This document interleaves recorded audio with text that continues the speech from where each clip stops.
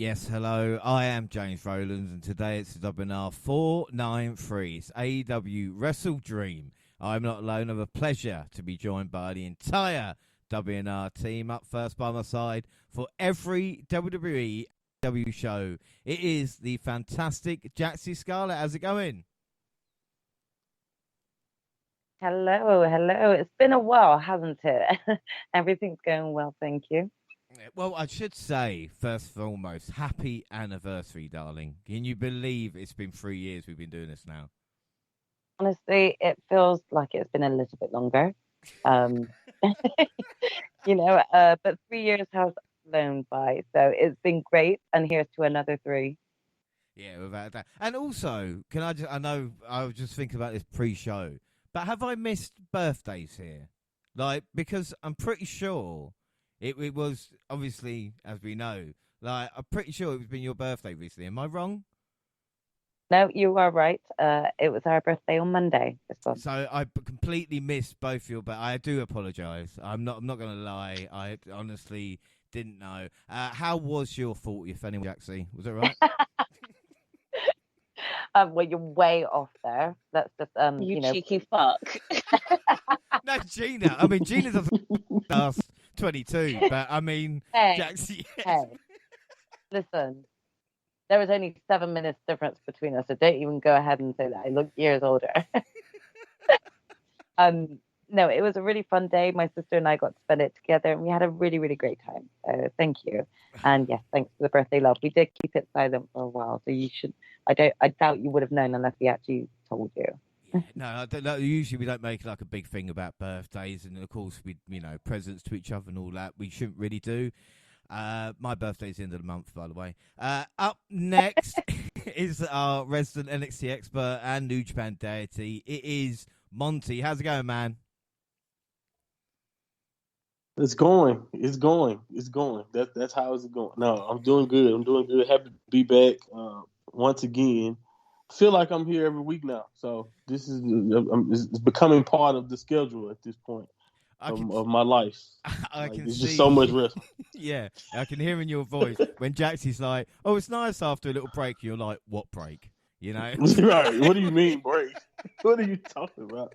What is break? Define that, please.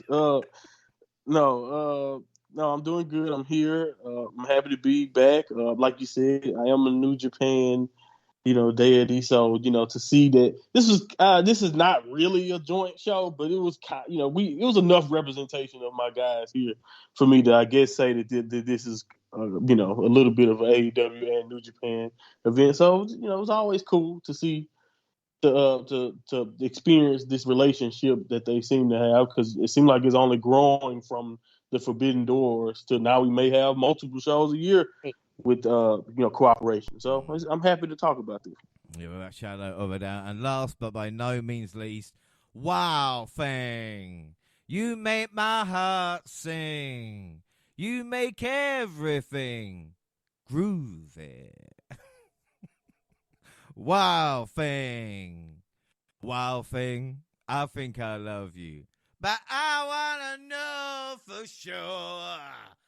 Come on, God, baby, I love you. Monty loving this, right? Shut up. Wow Thing, everybody, you make my heart sing. I'm gonna get sued. No, I'm not singing it. It's a parody. The WNR's own Wild Thing. Before I get too carried away, it is of course Gina. How's it going? That was one of my favorites, I think. Hey, how's it going? Do you know what? Every week, my plan is for you to say that's one of my favourites. You've done it now for the past few, and I'm going, do you know what? It's going to go off a cliff one day. There'll be one you just be like, I hated it. But at the moment... You have to hate, okay, stop. Please. Stop. Yes. I'm begging you. Monty is just waiting for the day. Yeah, it's not going to happen, Monty. Not never, all right? Yeah, people actually like that. It's one of the things that I do people like. So that's not going anywhere. I'll start singing you in soon if you're not, if you're not happy. Well, don't, because that would definitely be declarations of love. Well, this is the problem. I can't sing Monty on when it's just me and him, because they said it gets really weird. Like, there's nothing... we don't want that. But no. Torture. Yes. Anyway, talk about the show. What a show we have with WrestleDream.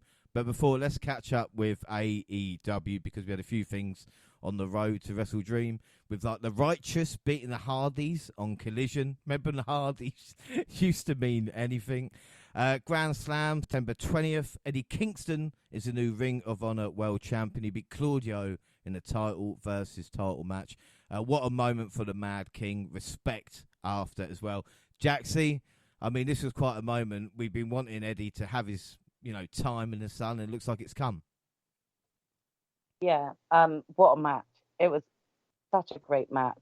Just watching these two fight, I could actually watch them a whole series of matches between these two. It was just great. It was electrifying to watch. They just had that constant back and forth. You could see the chemistry there between them. You could see that there's a lot of personality that went into this match. It meant something to both of them. So I think it really drew the fans in from a personal level too. But ultimately it was a great match. As you said, everyone's been itching for Eddie to win gold. And I think that this was the perfect match to do it. To know that we didn't actually have this match on a pay-per-view was actually a bit we were blessed with that, so yeah, thank you for giving us a match like that. It really is sort of match of the year candidate in my opinion, with not just the intensity of the match, but what we were seeing from both Eddie and Claudio at this point. It was great. Yeah, right. I mean, like I said, Ring of Honor, got pay-per-view coming up, or have they? But that'd be a perfect match for it. Instead, we take it on Dynamite. I don't mind. We also saw event. Yeah. We also saw Chris Jericho beat Sammy Guevara, and afterwards we get a replay of WrestleMania 19 with Sammy low blowing Jericho, Don Callis arriving and walking off with his newest member. But credit to the attires, though. Much like Claudio's and Eddie's, Monty, at least whoever's the seamstress at the moment is doing quite a good job. That's what you noticed. It's true. Jericho wore Shawn Michaels colours. Sammy had Jericho colours for WrestleMania 19. Yeah. Obviously, Claudio and, Yeah, no, it was a nice callback. I agree. It was very, very, very cool. But again, from the details, I didn't even really pay attention to that detail. But I will say this: I did love the execution of the turn, or if you want to call it a turn, because I don't really know what Sammy was leading up into this. I mean, I guess he was a babyface, but yeah, I don't really know how you want to.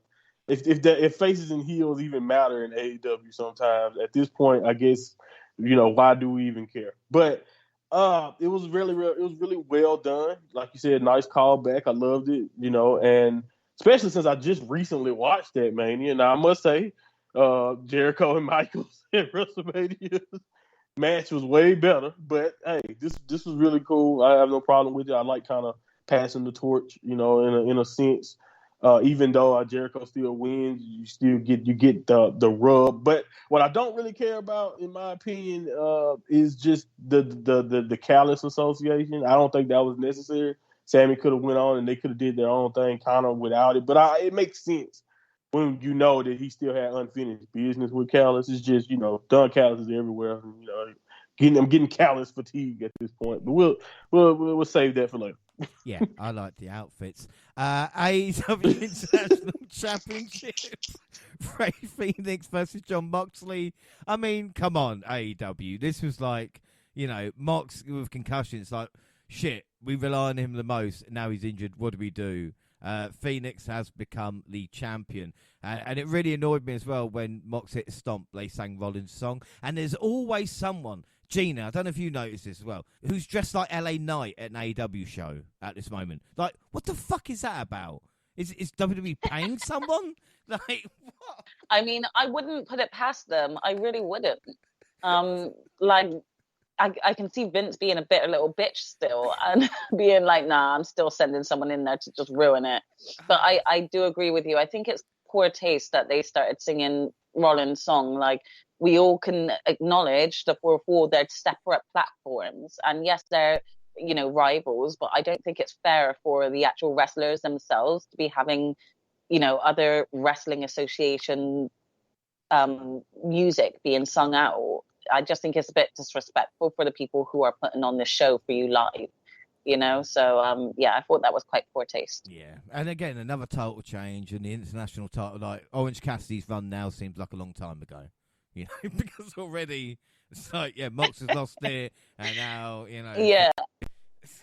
Well, I hope Phoenix keeps it for a long time, because I don't want this championship to just seem like a wrestling bike. He keeps getting injured. Like, stop it. Do you know what I mean? Yeah, but the thing is, they've given it to another person who's very injury prone. So I'm just like, for fuck's sake, choose someone stable, please. Jeff Hardy will be the next champion. That's Oh my God, I guarantee it. Guarantee it.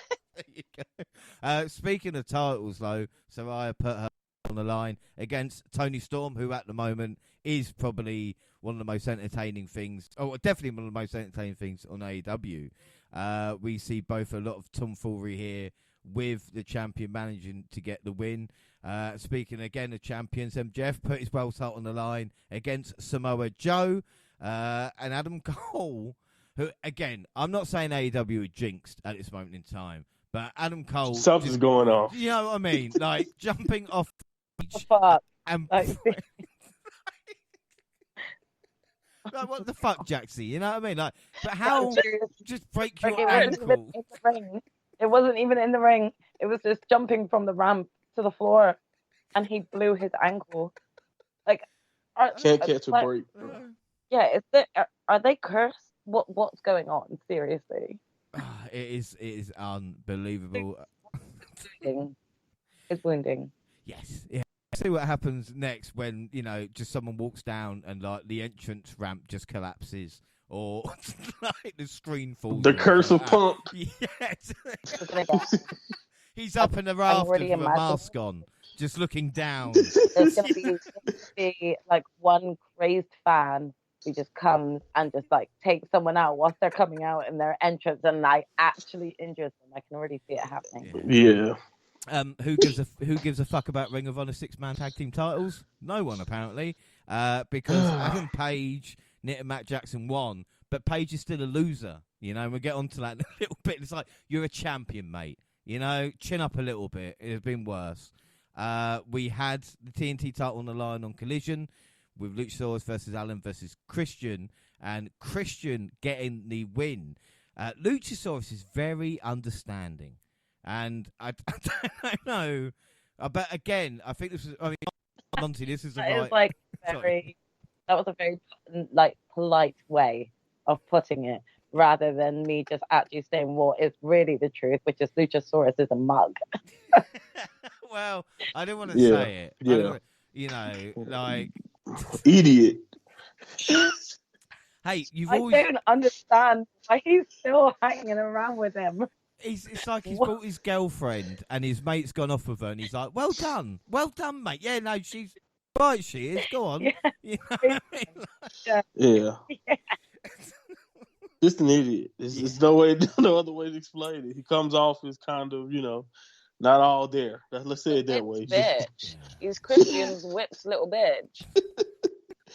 And it doesn't make any sense. Like, the way he looks make it worse, because he looks like he could tear Christian apart in 5 seconds.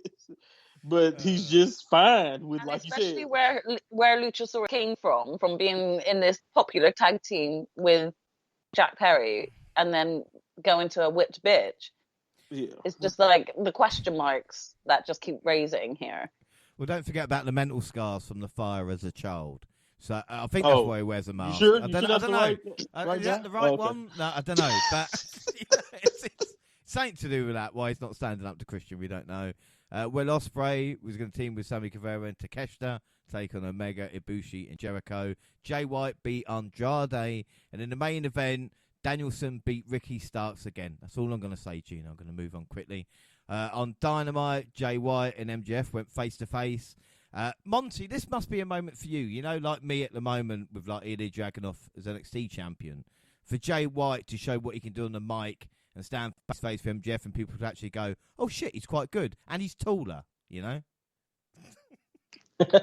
Yeah, no, I think it's awesome that Jay White is, like you said, in this position. Like, again, I just kind of always harp back on a lot of people counting that, just assuming that AEW would throw him to the wayside or not use him correctly, and to just think about how important he felt, like you said, in this situation, or how important he feels now entering a feud with some like Max. And also, to me, again, I probably will say, I'm gonna say this again later when his championship match we talk about later happens. But just it also just highlights Max to me, because if you told me this a year ago, thinking about the villain that Jay White has always been and who Max has been, when you told me a year ago that you could make a match between these two and Max would be the face or something like that, I would laugh in your face, because both of these guys are grade A-holes. But Max has found a way to continue to still be an A-hole, but also just have the fans completely on his side. So it's just amazing when I think about that too. But you're 100% right. Looking at Jay White and watching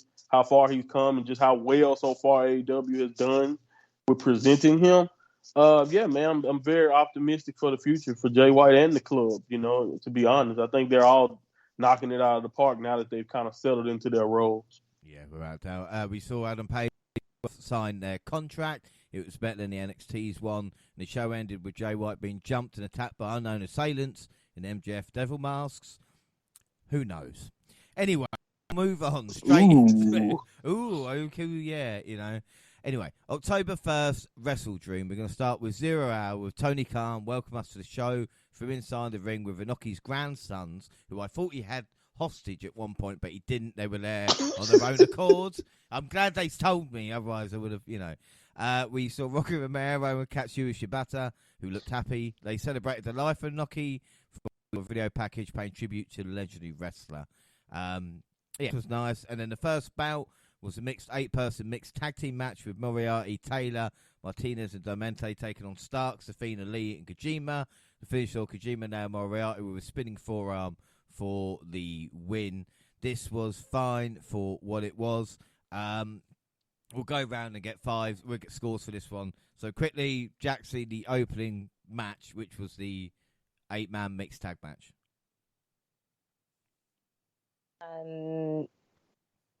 The 8-man mixed tag. Yeah. The Athena Keith Lee one. Yeah, the one where I went, oh, is that where Moriarty is now? Oh, okay. Yeah. Again, this match, it did everything it needed to in terms of fan service for the 0 hour and just sort of getting the crowd warmed up. It was quite nice to see. Again, I don't get a chance to catch up with Ring of Honor, so I'm always going to be happy to see Athena, even if it is on the 0 hour show.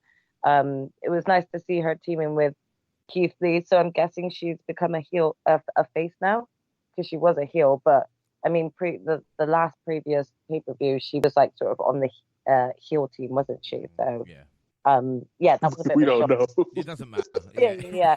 That was a bit, it took me a second to go, oh, okay, she's a face now. Just needed to catch up with that sort of thing, but it did what it needed to do. So if we're doing it out of 5, it wasn't amazing. So it's 3 out of 5 would be fine. Yeah, perfect. Monty out of 5.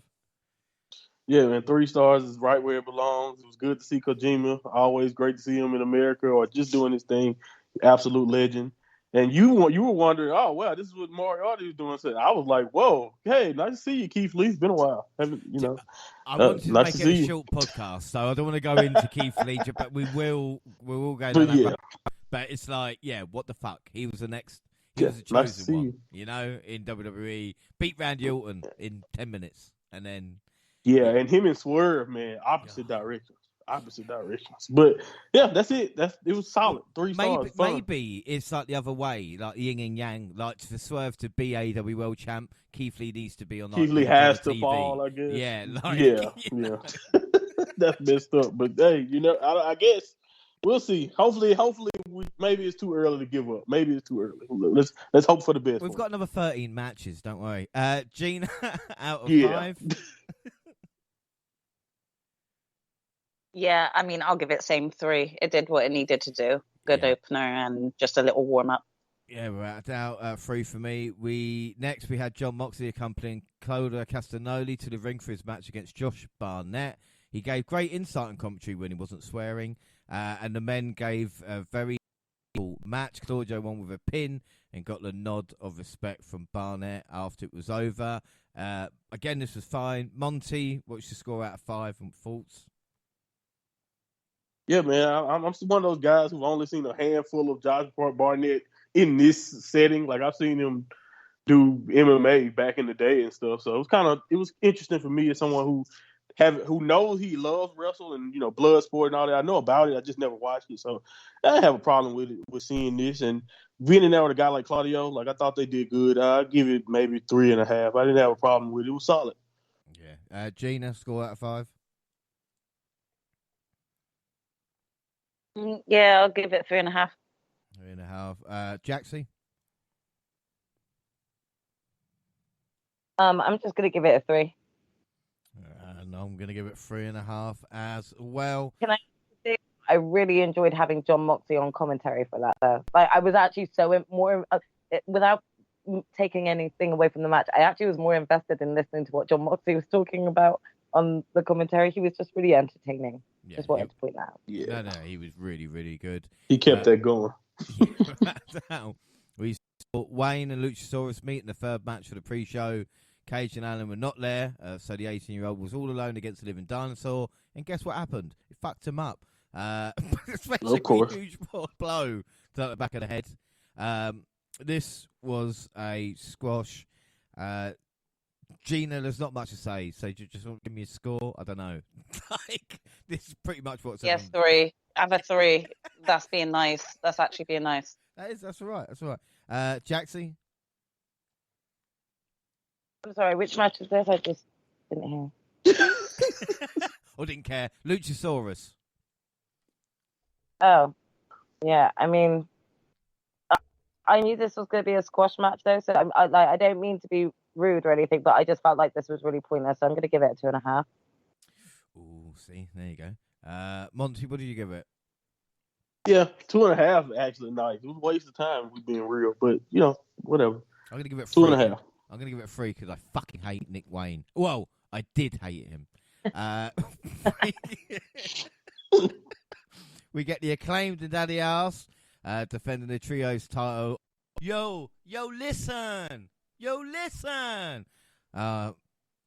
The Acclaimed and Daddy Ass defend the trio titles for the final pre-show match against TMDK. It's TMDK, Monty. Look how good they are. Yeah. Awesome.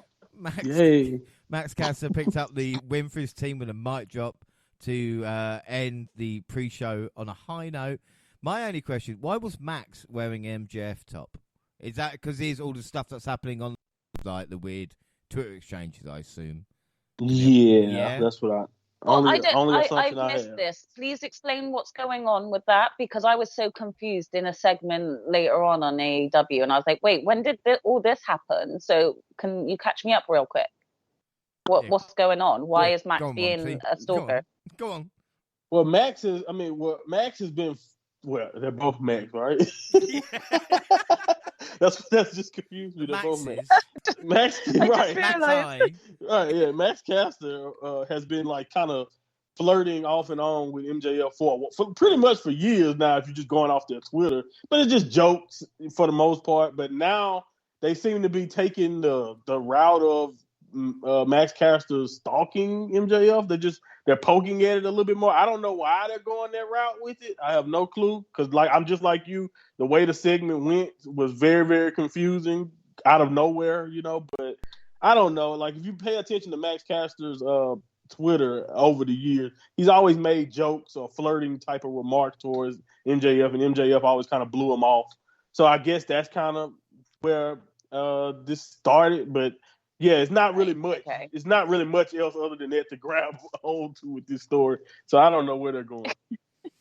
I mean, I feel like MJF is involved in various storylines right now. Give the man a break, because there are several angles that we still haven't even covered for him yet. And it's like, okay, one thing at a time. It's like, here's Ward logo, not another one. Like, that's like 10 now. Come on. How many? MJF on his wrist. It's like, okay, god damn it. So anyway, scores. Monty, score out of 5 for the last kickoff match, or 0 out. Sorry, I don't annoy AEW fans. Yeah, 3.5. 3.5. It was solid. It was great to see TMDK. I could be biased because I just love Shane and Mikey and You know, and even Tito. I like Tito, so it was cool. Yeah. Yeah, I love seeing them in this spot. So it was cool to see them in the match with the Acclaim. Like, you know, again, it's one of those things that you never really thought would happen or really think about. So it's like one of those dream matches that you never really dreamed about. So it's kind of cool. There's no problem with it. It ended up going how you would expect. That's the problem when you have these no build type of matches for a title. You knew what was going to happen, but it was still a fun ride. Yeah, without doubt. Gina out of 5. Yeah, I actually enjoyed this match a little bit more because I actually liked TMDK whenever I saw them on New Japan stuff. And again, I still feel myself very new with New Japan side, but I am entertained by TMDK. So I actually did enjoy this match probably a bit more than some of the others on this card. So I'm actually going to give it 3 3/4. Perfect. Jaxie? Yeah, this was a decent one. I'll give it a 3.5. Yeah, I'm going to give it 3 3/4 as well. But I haven't forgotten about predictions. Don't worry, just in case anybody wants to say. So, Prediction Leagues 2023. Before WrestleDream, we did have NXT No Mercy, which Monty and I did win. But, Gina, you pushed us till the end. So, well done there.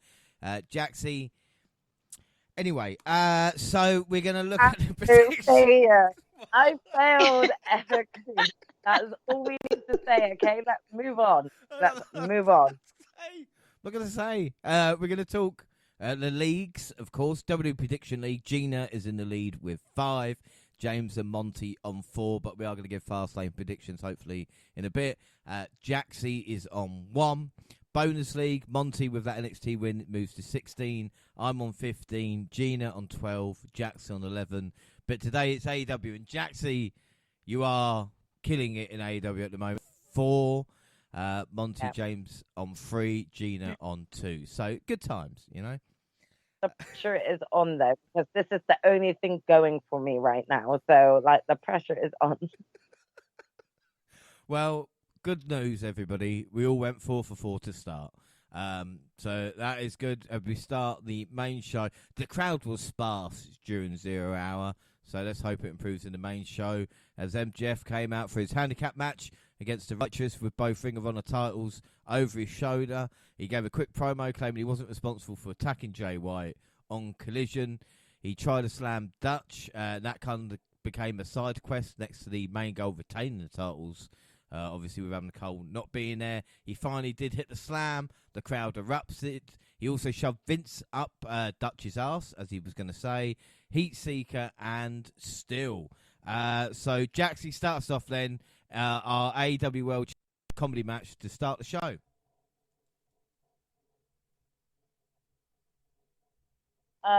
Yeah, sorry. I'll give it like a 3 1/4. It did what it needed to. It was like, it was really strange because I just didn't really see how this could like work. I didn't see Max losing this, but like at the same time, I didn't see how he was going to win a 2-on-1 handicap match. And I think there was a little bit of a disappointment, and I think that's reflected in my point scoring for this. Sorry, are we doing it out of 5? Yeah. Or is it? As we have done for 3 years. I'm glad. Sorry, I just had a real quick moment thinking, was this out of 10? Because otherwise I scored that real low. But yeah, I think the disappointment came from the fact that all before this match, they really had built up like the team, the Righteous, like to be like, you know, a formidable team that we should be thinking twice about, you know, and taking seriously. And then ultimately throughout this whole match, I felt like they became another joke team. So I don't really know how this has actually benefited them as a tag team when they came across so dominant all the way up to lead into this match. Now I know that they had to like change things around because of what had happened with Adam Cole, but there was still a slight disappointment because they really did become a joke team throughout this match, you know, taking the kangaroo kicks, getting shoved up each other's butts, you know, that sort of thing. So for me, again, I'm glad to see that, you know, Max came out on top because that, you know, saved Adam's belts and stuff. But ultimately, I just feel like this did nothing for the Righteous and maybe wasn't the best team to put them against. But obviously, they couldn't really help it with the trim of events that happened. Yeah. Monty, what about you? What's your score out of 5 and any thoughts? Yeah, 3.5 is probably where I leave it. Like you said, it wasn't really. It was pretty much a comedy match. It was solid. It was good stuff. But again, it's just like you mentioned. What does this say about beating the Hardys, James? Like, does it mean anything to beat the Hardys? If that's what happens to you, that team that you saw, one partner's head up the other one's ass. That's the team that just pinned Matt and Jeff.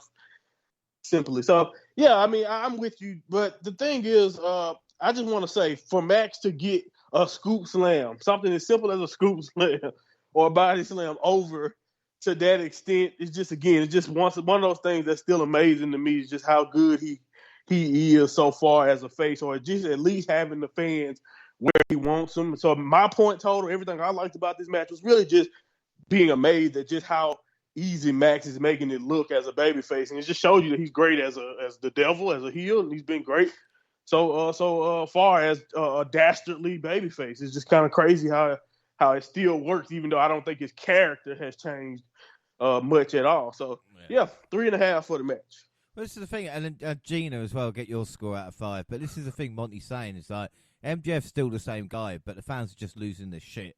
And it's the most simplest of things. And right. It's working really well, you know? Yeah, I mean, definitely is working.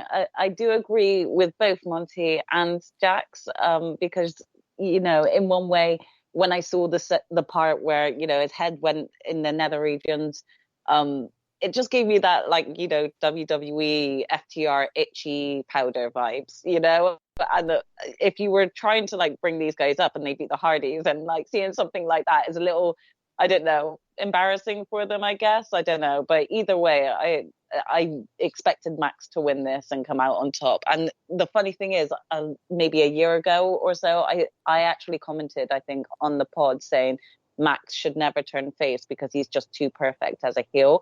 But again, like you just said, James, it's working so well on him being kind of a heel, but also loved at the same time, still being a face. So, the fact that he's in that position now, I wouldn't have said that a year ago. Yeah, right. I'm going to give it 3.5. Gina, what would you score it? Oh, sorry. I thought I said 3.5 as well. You probably did. I'm old. Predictions, we all went MJF, so we're all on 5. Eddie Kingston versus Katsuyori Shibata next or Shibata. You Shibata or Shibata? Anyway, Ring of Honor World and New Japan Weight titles. This was a fight that was hard hitting, but also doing a great job following the rules to the letter. This was about earning the win, not just getting it. Both men fought hard, but Kingston was able to pick up the win. He and Shibata sat in the ring together after it was over, showed each other respect with a handshake and a bow. And after Kingston left the ring with Shibata's music playing, received a standing ovation from the crowd. Monty, this is good stuff. Like I said, the story of Shibata, for anybody to know, is amazing. So to see him pay-per-view match with Eddie Kingston 2023 is good. Exactly, like you said, someone who's by the way, AEW is really collecting wrestlers who was told to never come back. Now that I think about it, when you mention it, man, they have Saraya, you have what we'll talk about later. You have Danielson, and just it's just kind of funny when you think about it. And then you have Shibata, like you mentioned, a guy who people when it first happened, when the headbutt happened. And the stuff happening to Okada in New Japan, people were afraid that he died in the ring or could have had injuries that led to his death. That's how bad it was for Shibata. So for him to be so good and back and in shape and just doing everything, he even told Tony after the show that if Tony wants to commit, he's down to signing a deal with AEW or whatever. So he really seems to be having fun. Really seems to really love what he's been doing in America. And I'm just, like you said, it's a complete honor to see anything he's done. Since that moment in that match against Okada. It's just amazing when you think about it, how far we come in that regard. And then to see Eddie Kingston here, someone who has nothing but profound respect for him, and for them to go in the ring, give a nice, strong style, solid battle. Really, really good stuff from both guys. With Kingston ending up coming out on top. Because, again, my whole problem was Kingston was giving us great performances for a long time, great promos, but at the end he would lose. So it's really, really cool to see him now coming out on top in these situations. And I just hope they keep that going for a while because Eddie deserves it. And I can't wait to see what else he can continue to do with this run as champion. So I hope they keep doing a good job of booking Eddie going forward. And yeah, you're 100% right about Shibata. It's an amazing story, and anything he does, I'm going to be 100% dialed in to watch. Yeah. What would you score out of 5? 4 stars. I'll give it that 4. It was really good. 4. Gina, what would you score that out of 5? It's always like Monty said, it's good to see Eddie actually picking up some victories now. Yeah, for sure. I think we've all been itching to see Eddie on just, this winning streak. And I really liked this match. I think it was really nice to go from kind of a goofy fan favorite match from, the MJF match to this, where you just got to see a lot of respect between wrestlers. So it was 2 different types of matches you had straight off the bat, and I think it really worked. I really enjoyed seeing Shibata again. I don't watch a lot of New Japan, but I do remember him. So being able to remember these wrestlers, it was really enjoyable. And again, I think Eddie's just on such a good flex right now. So I gave this a 4 as well. Give it a 4. Jaxie, what about you? What was your score? Yeah, I gave it a 4 as well. I've been really enjoying both of these matches. Can I just say I absolutely love Shibata's entrance music. I feel like I get hyped every time I hear the beginning of it. So it's always, if anybody knows where we can find that music, because I actually tried finding on Spotify and SoundCloud. So if there's any links to that, please send it to me. Monty, hook us up. Okay, you can get me Naito's theme as well. All right. So. Oh, that would be great. But yeah, this match again, I have to agree with both Monty and Gina. The match itself was great. It was great to see both of these two in the ring, and they had a lot of respect for each other. So I gave it a 4. Yeah, good stuff all round. Their predictions, we all went for Eddie, so we're all on 6. Chris Statlander versus Judy Hart for the TBS Championship. A couple of great entrances there, but the champ had significant size and power advantage, but Hart's aggression helped to even the playing field. Even with Brody King at ringside for support, Statlander was a for her opponent to overcome. She hit the tombstone, a couple of tombstone pile drivers to get the win. So the 28-match win streak came to an end. But Gina, what about this? The women get a match, but Judy Hart is so improved as well, over these past 28 matches she's been winning. Yeah, definitely. I mean, I'm going to admit straight out, I didn't expect her to win this match because even though Julia has been getting those wins, there's not been a big enough significant win to believe that she could actually beat Chris, for me, in my personal views anyway. But I still think that Julia, from where she started in AEW to where she is now, has improved so much. And I think it was a great match for her. I think it was good for Chris as well. It was a different type of opponent she worked with, but I think they both worked well together. Chris was putting Julia over and showing her improvement as well, which I thought was really good and nice of them. But yeah, all in all, I thought it was a good match, and it was nice to see this women's match. So I actually gave this match a 4 as well. Yeah, there's a couple of moments really funny, like Statlander slapping the mist out of Julie's mouth. Yeah, that was brilliant. That was brilliant, and again, something kind of not really seen.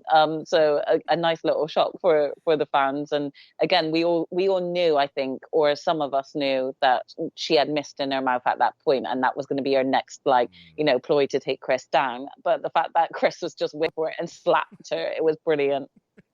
It was good stuff. Jaxie, what were your thoughts? Because again, the only women's match on the card. I know Athena was on the 0 hour, but it doesn't really count. It's still a good match, though. Yeah, it was a good match. I don't want to take away from it and kind of come across as this strong feminist that's like, oh, only one women's match yet again. Would have been nice to actually have had, some form of tag match or anything like that happening. But, I digress. So the match itself was really great. And I have to agree with you, James, Julia has got to be one of the most improved since she's joined the House of Black. Not just, her personality her character and what she's doing with it. But just even in the ring, she's getting a lot more impressive. Her matches are actually decent matches. It's not, sort of like jobber felt matches. And I just absolutely love the collaboration with having Brody King there. He looks great in a suit and he comes across so intimidating that he just really adds to the ambiance of the match. It's like, will he get involved, won't he? So I just really like the whole sort of aspect of it as well. Yeah, you got to wonder though, like, is Brody the only one kind of employed full time with AEW to come out with Julia? But we never had recently requested to like take time off. I think that was really for it to celebrate his engagement with Rhea. We know that she had recently had time off, so I kind of knew that. But yeah, I don't know where. She refused. She said, "Buddy, you cannot go out with another woman. All right, not even as a manager. Like, that's just not on." And he's like, No, God, mate, not going to argue. I don't think that Rhea is intimidated by someone like Julia. No offense to Julia at all, but but Buddy's intimidated by Rhea. There's no doubt. We know. He probably does the bare minimum, but again, like with AEW, they don't really focus on this aspect of like a woman in dress. Even with Brody coming out with Julia, it's never like she really does like need him to save her, but like he throws out those words of encouragement that continues to drive her. And I think it's really great to see like her progression within the ring. And I do think that Buddy, Malachi, and Brody all play a big significant part of her improvement within her wrestling skills. So, I'm only looking forward to what Julia is going to do next at this point.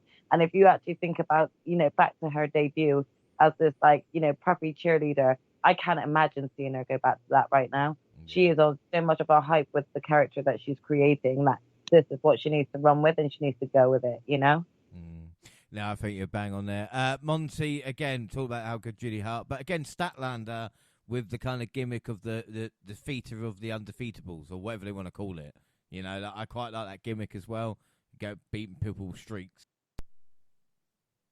Yeah, just kind of like also being the babyface who just overcomes adversity as champion, being a strong babyface, and no shots at Soraya, but it's like the opposite of what you got with the other champion right now, who's heel and not working as much as we see Statlander on a regular basis, pretty much at this point, fighting all the time, tag matches, whatever. She's getting it in, and you have to tip the cap to just like not only her dedication, just but like to the quality, because everything she's been doing has been really, really good.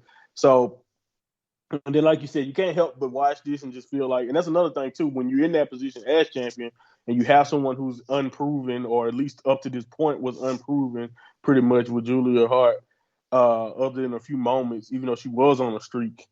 I think this really makes Statlander look great also, because she made Julia Hart look like $1 million, while at the same time making herself look great, overcoming, like you said, the tricks with the mist and just being resilient and kicking out of the finish and the submission holds and all that stuff that Julia Hart was trying to pull out of her bag, which again, I think, like you mentioned, awesome. The finish was great. The way she got to her finish was just pure strength and just an awesome moment. So, yeah, man, I think that was a really, really impressive match for both ladies. And you have to come away and just be like, okay, that's really, really cool. And I think you're 100% right at the end there with Julia Hart and this character. I think this is the one time that I know for a fact. I'm not saying they haven't done it in other times, but this is the one time where I know whether it feels like a faction or just a character change that has something to do with the faction has created a new young potential star and giving her like a role, something that she can run with for the rest of her career that you wouldn't mind, like you understand. And then they have so much potential. She can bewitch others. She can, continue to do her own thing or whatever, and just, finally overcome and become champion down the line. You can go many different directions with where Julia Hart is now. So, and she's so young. So I just think the future is really, really bright for her, and Statlander in where she is right now is in the perfect position. And this is a really, really good match. So I thought it was a addition to the show. It was a plus on all accounts. So I really was into it. I gave it 4 stars also. Yeah. Predictions, we all went Chris, so we're all on 7. Up next, the Guns versus the Bucks versus Lucha Bros versus Hook and Orange Cassidy to a tag team title shot. After a few minutes, Phoenix disappeared from the match. He announced his reference to doctors looking him over. The 7 remaining men worked their butts off to give the crowd as many near falls and high spots as possible, so the fans in attendance were popping left and right. There was a long sequence of counters and super kicks, but the Bucks scored the win Penta and with the BTE trigger. And I tell you something, one thing I noticed, I thought the Bucks have, the Guns have grown up, especially Colton. When he came out, I was like, yeah, give it a couple of years. I was kind of rubbing my legs and going, yeah, give it a couple of years, boy. You know, and you're going to be there. But the Bucks win again. Jaxie, was this the right choice? Because, like I said, the Guns, I thought, were really killing it, even though I did go for OC and Hooks. So what the fuck do I know? Yeah, I mean, again, I also went for the Guns because exactly what you had just rightly pointed out. I feel like, you know, they really have been growing into their own. And this is the one thing that my sister and I have been having numerous conversations about recently, is noticing at how much the Guns are growing into their own persons. Yeah. You know, like separate from the Gun. And I really think that was the best decision. Like, you know, Billy worked excellently with his character and the Acclaimed, and it worked well. And it was best for them to separate that. And the Guns really have had that time to actually become their own sense of tag team, you know? So in terms of it personally, do I think that like the wrong decision was made here? Yeah, because I actually would have really felt the drama that would have come from seeing them face off against the Guns again, considering you know, the history that they actually do have. There's like a very strong reaction of, oh damn, because the Guns actually, like, you know, win the titles again, sort of thing. That would have been the outcome of this. And it's not to say that Nick and Matt don't deserve another shot at it. It's going to be a great match between Young Bucks and FDR again.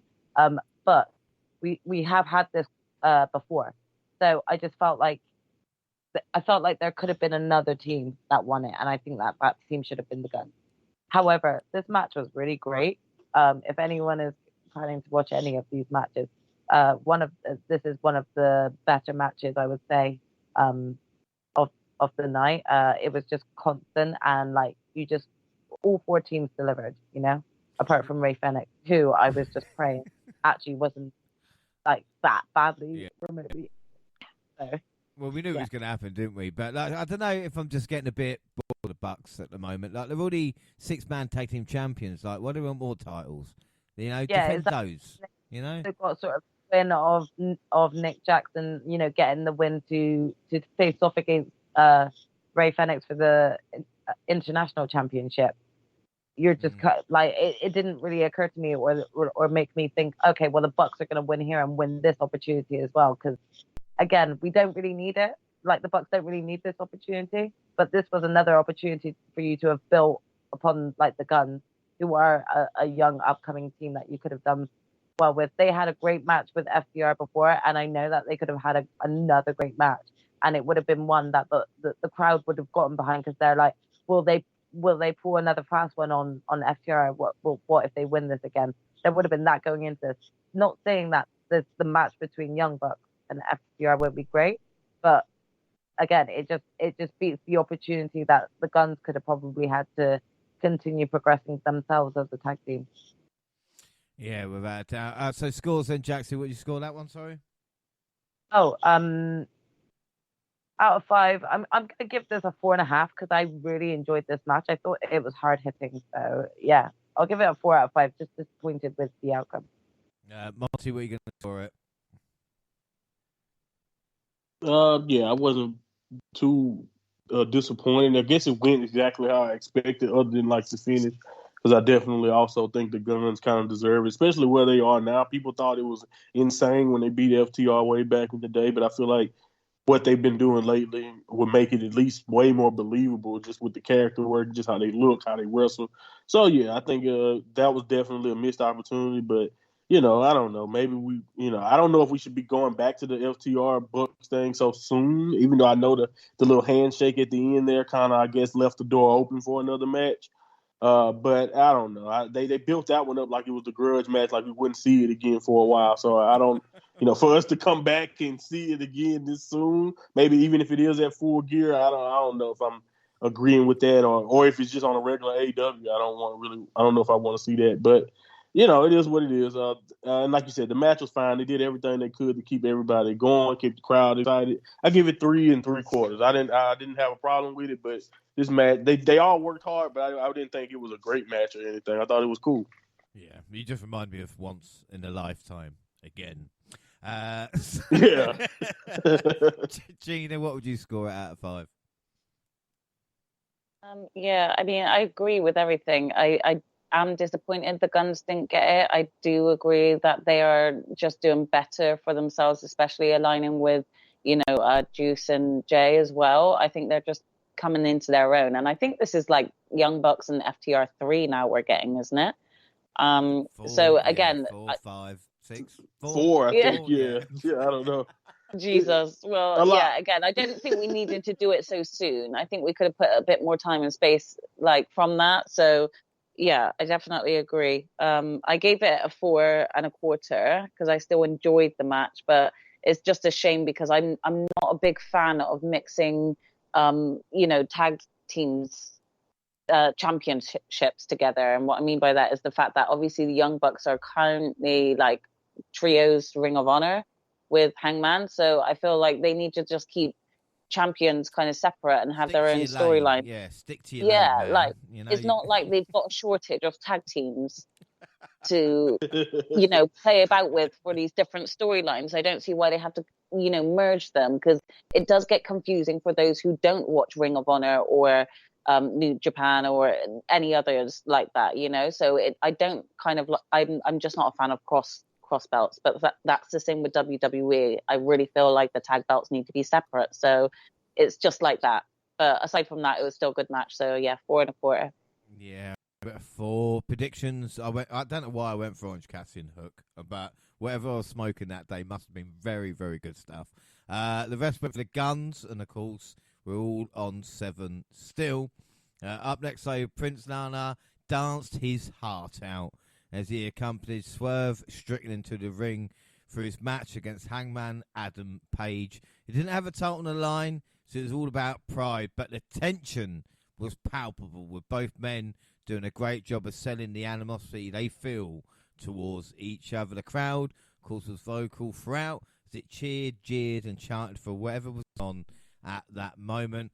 After a little while, the crowd seemed to be turning on Hangman and getting behind Swerve. The longer the match went, the more you could feel the tide shift in Swerve's favour. Page did hit the buckshot lariat, but Prince Nana put his foot on the bottom rope, and then all sorts of shenanigans. But Swerve hitting a couple of 6 stomps on the apron, and then finally in the ring, and with the I think it's the JML driver, but don't hold that against me, and gets his biggest victory in AEW and arguably of his career as well. So Monty, as for the match itself, I mean, Swerve is my guy. I told you this on NXT so many times ago.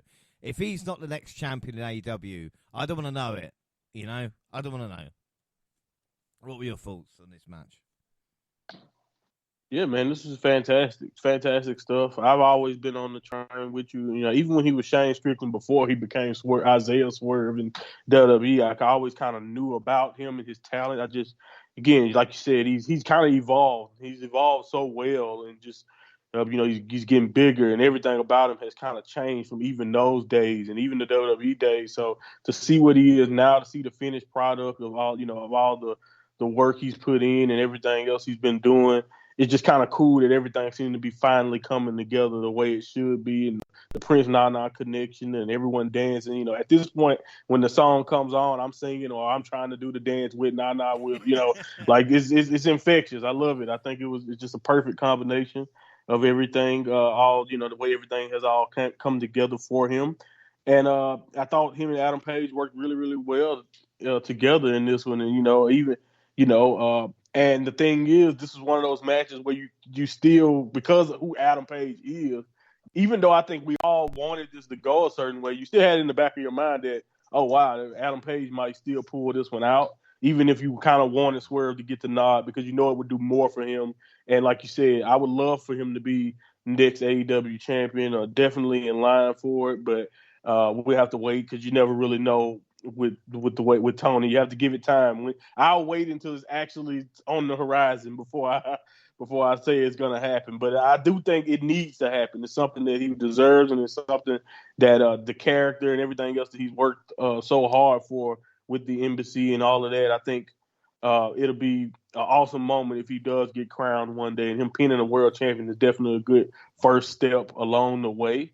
And yeah, man, he was at home. It was just everything about this is really, really good for Swerve. And I think Adam Page also, again, kind of like what I said with Statlander, you kind of have to take, all right, now they're at that stage where they're not only great stars themselves, they can make a star. And I think this match is one of those matches we look back and we see where Swerve at maybe this time next year, and we say it probably all started with the angle with Page. So hopefully everything keeps going the way it's been going. I gave this one 4 3/4. It was really, really good. I really loved it. It was a great match. And shout out, just again, I think both guys really did well. Yeah, I doubt. See, what are your thoughts? Yeah, Monty, I have to agree with like everything you were saying. I've been a fan of Swerve since his NXT days. I still can't get over his first entrance music when he came into NXT. So I've always been behind Swerve. I felt the animosity, like James said, like going into this match. Like even when you have Prince Nana like coming out and everyone's doing Swerve's dance, Swerve came out so serious. I felt like how important this match was for him. To like really like prove to everyone like how much of a threat he can actually be. And to see him in this match face off, it was just actually really great to see the progression. Like you said, Monty, I feel like him and Hangman worked really well together. And I just really enjoyed watching these two go at it in the ring. I really am interested to see where things are going to go for him, but he definitely has to become champion soon.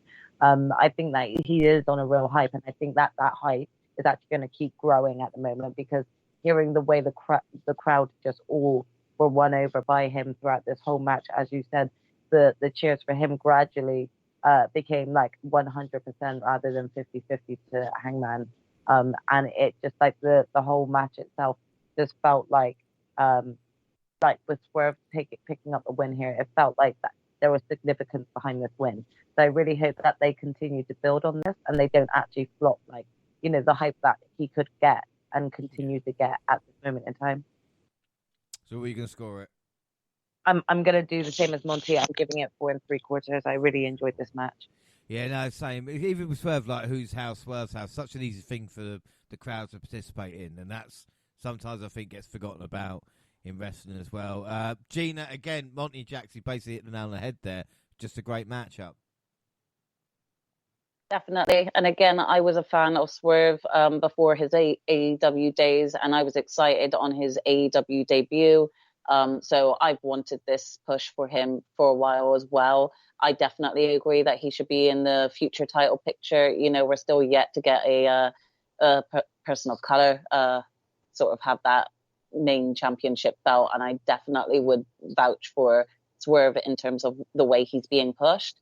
So they need to continue that, really, if they do want to make him look formidable for that title picture. And again, I agree with Jaxie that this match, I feel like the win gave a bit of significance for Swerve to continue building. So I gave it 4 3/4 too. Yeah, 4 3/4 across the board. Predictions, we all went Swerve, so we're all on 8. And up next, John Moxley was back on commentary table to watch Wheeler Yuta versus Ricky Starks in the next match. This was about the two young stars trying to find out who was best.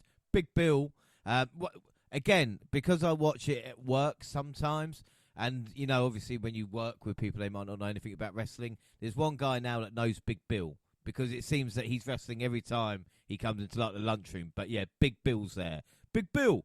He showed up at ringside, distracted Yuta momentarily, so Starks could hit a tornado DDT. A few minutes later, he hit a spear, followed by his finisher for the Now, Gina, I know you're the biggest Ricky Starks fan ever, but did this need to be on the pay-per-view with so many matches? You know, I'm glad he won. Don't get me wrong. I'm not going to say he wasn't.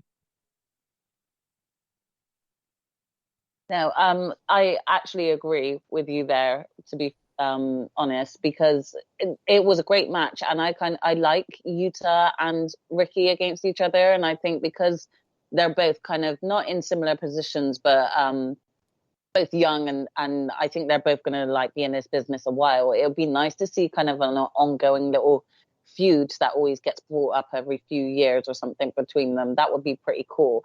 But did this need to be on this pay-per-view when so many matches were on there? No.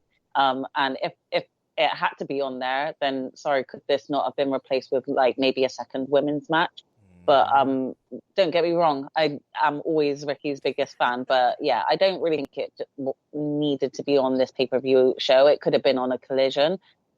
So yeah, with that in mind, I did give this a 3.25, and I think that's the lowest I've ever rated a Ricky Starks match. But I just don't feel it was relevant to this pay-per-view. Yeah, but it means that you're using your talents, and you're also listening to your head rather than your heart, which will do you a lot better than picking like Drew McIntyre to win Money in the Banks and Royal Rumbles and stuff.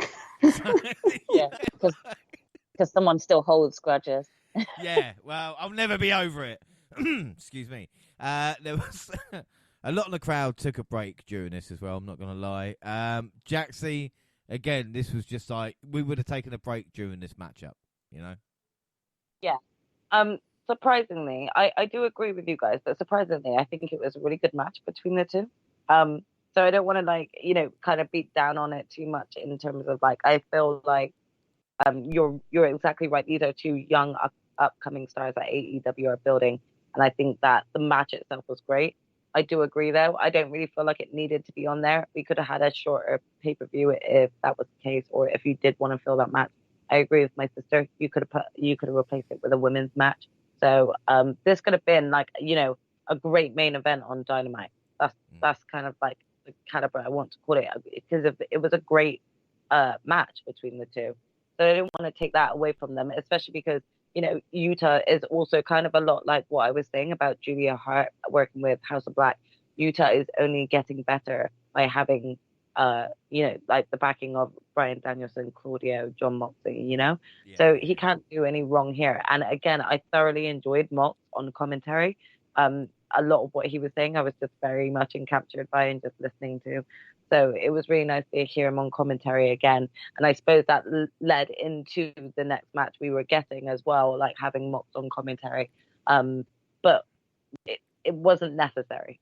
So I'll give it a 3.25. It was still a good match, but unnecessary. Monty, we're gonna score out of 5. Yeah, 3.25 is probably exactly where my mind was. Maybe 3, but 3.25. The match was good. So 3.25 is probably really fair. Like you said, the biggest problem with this match had nothing to do with the people in the ring or the actual match itself. It was just like you're asking yourself why. It's a long show you're watching, and it's just like, okay, this is cool, this is fine. Could have been on Collision, could have been, like you said, Dynamite, but and it would have been a good match for those shows. But for this show at this time, and even with the whole backstage segment that set this off, it's just like, okay, everything about that felt like, okay, we can still do this next week. You know what I mean? You didn't have to do this for WrestleDream. I think the reason why this happened is because what happened to Ricky at their last Sunday pay-per-view. They wanted to give him a pay-per-view win to kind of, even though he lost the Bryan Danielson match and he came out looking great, you just wanted to give him a pay-per-view win to kind of right the ship, I believe. And I think Wheeler Yuta was a good guy to choose to do that with. So I thought this was cool, it was solid, but yeah, it was unnecessary. Yeah. Well, predictions, we all went for Ricky. It's all on 9. We moved to the most anticipated match on the card, which was Bryan Danielson versus Zack Sabre Jr. Now, I'm going to say something now, I don't normally, but if you didn't like this match, you don't like wrestling, right? And what I mean by that is that pro wrestling, but like professional wrestling as the wrestling in itself, this what is the next match is all about. Like I said, like 25-minute long promos and fireworks and Buried Alive and all the other shenanigans is great, but you have to watch this. You know, this is a match to watch. They started off slow by showing off some counters to prove they're on the same level. They weren't going for punches or kicks at first. They're trying to grab each other in submissions, take each other down to the mat, wrist control, just all the good stuff. You can see the look of frustration growing on Sabre's face every time Danielson would counter something. The longer the match went, the more brutal the offense became. Neither man wanted to leave as the losers started showing signs of desperation as each attempt to win failed. In the end, it took 2 running knees, but Danielson was able to get the pin to earn a hard-fought victory in a match of the year candidate. Now, I mean, Monty, again, I could talk about like the kind of wrist locks and everything that happened, but you just kind of need to watch it. You know, it doesn't do it justice talking about it in a weird way. No, it don't. It does not do it any justice at all. This is, like you said, it's the definition of technical wrestling, and I grew up, when I was growing up and getting into wrestling, you made a mention of like Buried Alive and all that type of stuff. When you're younger and you're a kid, the things that kind of drew me to wrestling were the characters, were the storylines, were the nonsensical stuff that just you couldn't even believe what you were watching half the time. But I remember growing up also hearing about certain guys, and it also was a stigma. Like, for example, a guy like Lance Storm, they used to always tell you, oh, he's a great technical wrestler, one of the greatest technical wrestlers. But then he also got told that Lance Storm was very boring. So it's just kind of funny when I think about what technical wrestling is and how it's literally the furthest from that. It's not boring at all. And this is a perfect example. Like, if you want to explain to a new fan when you say technical wrestling, what it is, I would say you can put on any Zach or Danielson match, but this is a perfect melding of these two styles of showing you that this is the definition of technical wrestling. When we say someone's a great technical wrestler, this is the type of stuff that we're talking about. And that is, like you said, hold for hold, reversal for reversal, just showing the different skill that they both possess, how they're basically pretty much on the same level in a lot of ways. And it was a lot of times, this is called WrestleDream, and it's only called that because of matches like this. The same reason why Forbidden Door, the only thing that they even tried to sell that show off of was the dream match of Danielson versus Okada. Well, this is the exact same case, in my opinion, even though I think Swerve and Hangman also had a lot to do with this too. But this type of match, who these guys are, what they bring to the table, is why this show happened. And then, like, for them to go out there and just basically live up to it easily. And I feel like the funny thing about it, this was great. And they honestly, I feel like they could probably do even better because I've seen them both go to even a higher gear than this, which is a crazy to think about. And I think this just kind of left me with the only thing I will say, the only disappointing thing about it to me was that I just kind of wanted to see them do more. Like, if you can give me the 60-man Iron Man type of style from these two guys, you know what I'm saying? Like, It just made me think about stuff like that and made me want to book Wrestle Kingdom. Like, if we can get Danielson in Japan, do the rematch there, because I just want to see them do it even more, because that's just how great these two guys really are. And you're 100% right. I can't really do it justice. I don't have to talk about particular spots or anything. This is just something that if you are a wrestling fan, you want to learn more about pro wrestling, you want to see what wrestling is all about, Zack Sabre Jr. versus Bryan Danielson is definitely something that you need to seek out. And it was just great. It was a really, really good time. And, it's kind of, like I said, for something to live up to the hype, we talked about it with Okada and Danielson. I remember us talking about that match. Of course, we had a lot to do with the injury, but, the show just had a lot to do with a lot of different factors. Okada and Danielson may not have lived up to the dream match hype, but this definitely did, in my opinion. And, I'm so happy that people got a chance to see why I think Zack Sabre Jr. is the best technical wrestler in the world, or at least 1A, 1B. Yeah, well, but this is the thing. Like, you talk about the ease in which both men transitions. The perfect thing about wrestling is when two men seem to be attached, and this is what it felt like. Like, even the reversal, and just really, really good stuff. And Gina and Jaxie, I'll say Gina. It's weird. Like, Zack Sabre Jr. is a guy that you could be with right now, Gina. All right, that's what you could be with, but instead you decided against it. No, but in all honesty, it's someone we were introduced to, and he's just an incredible talent that is just going to go. This is a match. We talk about Swerve with Paige and going, hopefully this is a start. It's the exact same thing with Zack Sabre Jr. now for a wider audience. I'm like, let's have him beat Danielson at Wembley next year. Fucking bring it on, I mean, Gina, has your opinion changed on him now? I mean, I would. Woof. It has, for sure. This match wowed me, to be honest. I still disagree. I would still say no.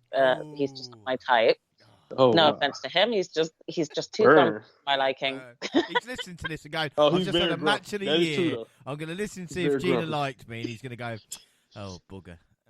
She gave a good reason. Yeah, He is but that grumpy. doesn't He's a mean that grumpy I guy. don't think he's a great wrestler. My views on him as a wrestler have changed. I disliked him, but I just disliked him because, he just wasn't one of my favorites. That's all. But this match really did wow me. It was so good. I really enjoyed it. And I don't get to see a lot of wrestling matches that are technical like that. And I've seen a few from Brian, but not to that caliber. And for me, that was so good. I don't really have the words to do this match justice, so I'm just going to say I gave it a 5-star. Yeah, I think without a doubt. I tell you another thing I liked as well, and Jaxie, you mentioned this, but Moxie on commentary, along with Nigel McGuinness and Excalibur, and JR maybe, but they were perfect for the commentary on this, you know. And again, Moxie is like, get the fuck out of that! And he's like, you didn't hear that on commentary, did you? Yeah, I mean, again, this was going to be something that I did actually bring up real quick and just say, can I just say it again? I was encapsulated with Nigel and John Moxley on commentary for this match. They both were so hyped for this match, but also just going off on a tangent with each other. It was actually quite entertaining. But again, I really can't do any more or say any more than what you guys have said. I highly recommend, if you're going to watch any match on WrestleDream, to watch this one. Like, the anticipation for this match really lived up to its name, because I was encapsulated from beginning to end of this match. And I have to agree with Monty. I would have liked this match to have gone a little bit longer. I think we would have had, like, it was perfect. But I just wanted it to go on longer. So yeah, I can't really say anything else but give it a 5. Well, like I said, it's like we want a best of 7, but Iron Man matches. You know, we want like 6 hours. Yeah.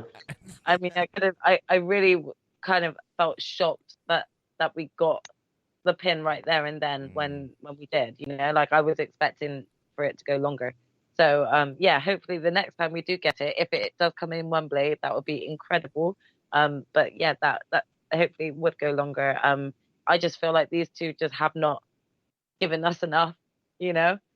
So this has to happen again before Brian decides to retire. This really does.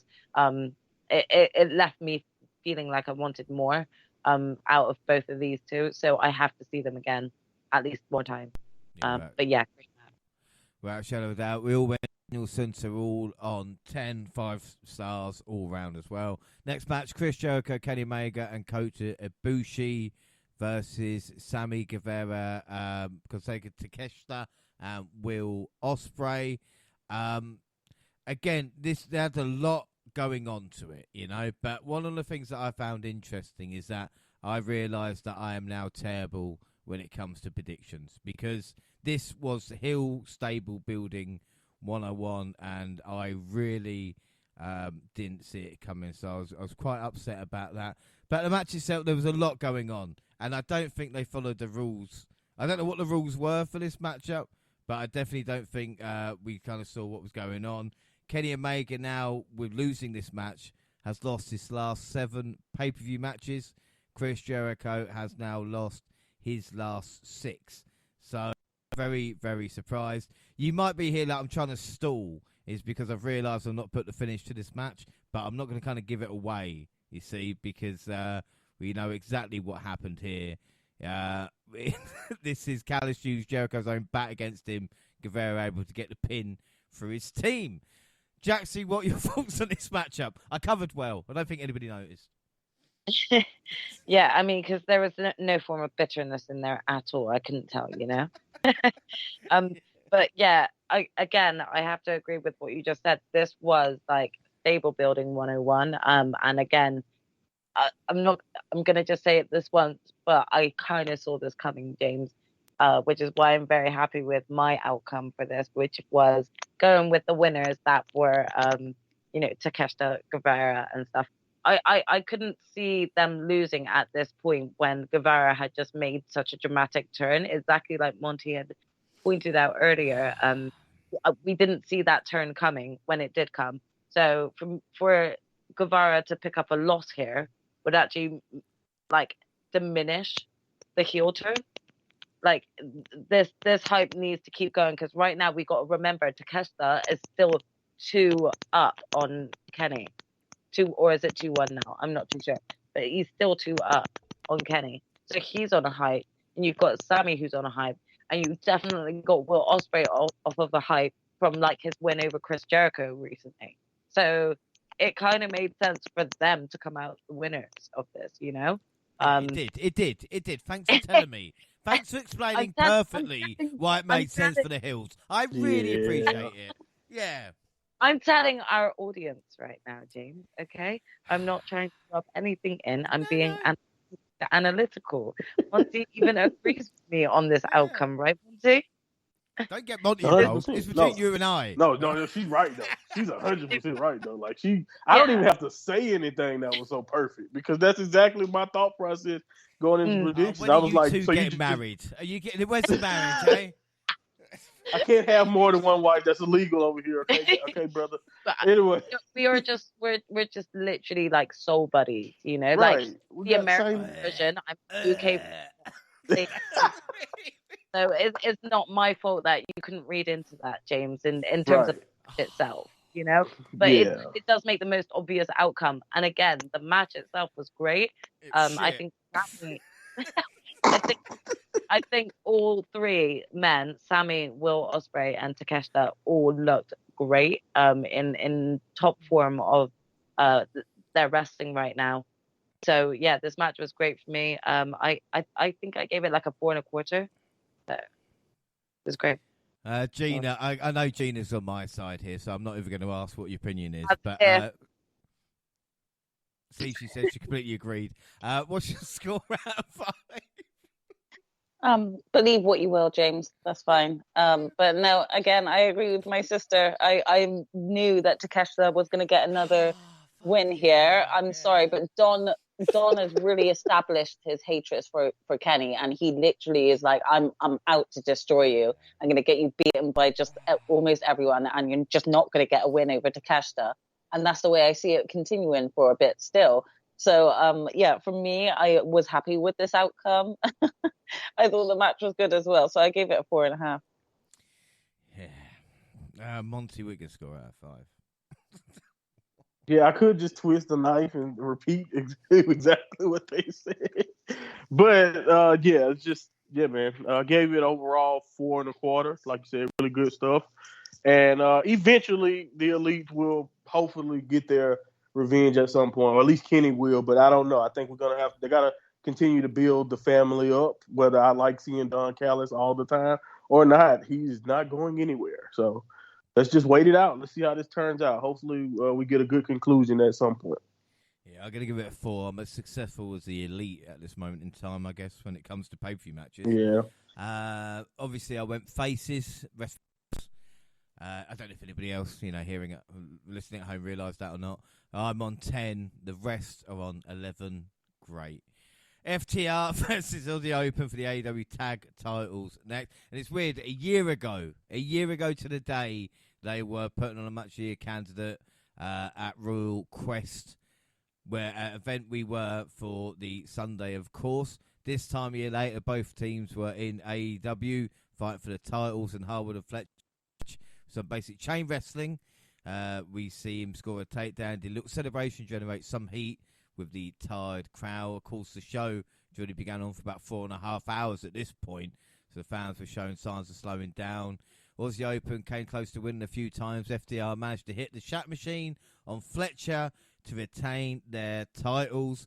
So, Gina, a year after we met them, FTR are the tag team champions, of course, Aussie Open as well. This was a nice callback for how cool we are, like, we've got our finger on the pulse, man, Yeah, for sure. It definitely always hits home whenever you see them, and especially seeing them live, just knowing that we had that amazing moment of being able to meet them, and especially the fact that it was on our birthday as well.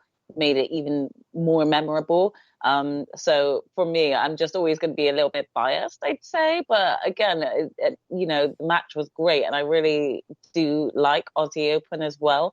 I was interested in them from watching the G1 and New Japan last year, I think. So seeing them sort of being showcased so much on AEW a lot more, and seeing them go against, FTR, I just knew it was going to be a great match, and I really did enjoy it. So yeah, I think I gave this a 4.25. Yeah, I mean, like I was talking about, it was a tired crowd, Jaxie, but these two teams can put on what these two teams are, so it's good to see it on an AEW show for a bigger audience. Yeah, for sure. Again, pointing out the fact that we had seen them live, sort of a year ago. It was just great to see them on like a bigger stage, bigger audience, that sort of thing. Again, this match kind of did what it needed to, but I do have to point out at this point how even tired I was getting from watching this. This turned into sort of like a 2-day viewership for me because of how long the event actually was. And it was a really great match. It was just a shame because of I think I agree with you in terms of I could feel like the audience's dip. So it didn't really feel like they got as much of a hype as what they usually probably would have gotten out of a match like that. If you rewatch it back, you'd actually be like, actually, this is a really, really good match between the two teams, but it was a tiresome pay-per-view, I think. So yeah, overall, I thought it was good. I gave it a 4.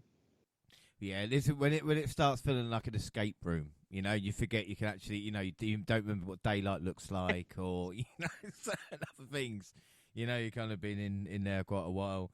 Still not a bad match. And Monty, of course, you've seen these two teams mixing it up, and Aussie Open, who looked like they were going to have quite a strong New Japan career at the start of the year, kind of jumping ship.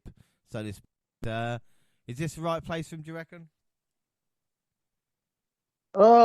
Well, yeah, from just literally from the simplest sense because of the way they kind of explain why it happened. New Japan didn't want to offer anything long term.